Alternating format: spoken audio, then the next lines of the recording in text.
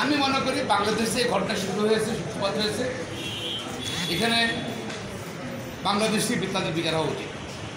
কোনো কারণ নেই, ভারতে শুধু এই সব কারণ ভারত হয়েছে বা স্টার্ট করছে বাংলাদেশ মানুষ হয়েছে।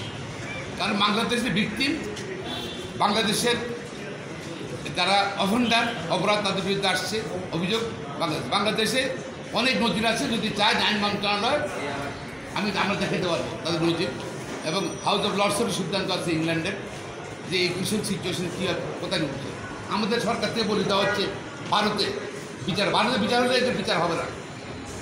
আর এমপি আনার সম্বন্ধে যে কথাবার্তা আসছে মাদক স্বর্ণকর কারবারি, সে ব্যাপারে চোরা কারবারি, সে ব্যাপারেও কিন্তু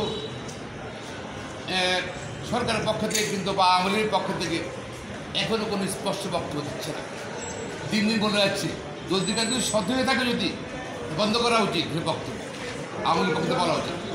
আর যদি সত্যিকার যদি সে মাদকের সঙ্গে জড়িত ছিল, স্বর্ণের সঙ্গে জড়িত ছিল, আওয়ামী লীগ পক্ষ থেকে আমরা মনে করি একটা বক্তব্য থাকা উচিত যে এই ঘটনার কারণে আমরা দুঃখিত, যাদের কাছে ক্ষমা চাই এরকম লোককে আমরা নমস্কার দিচ্ছি।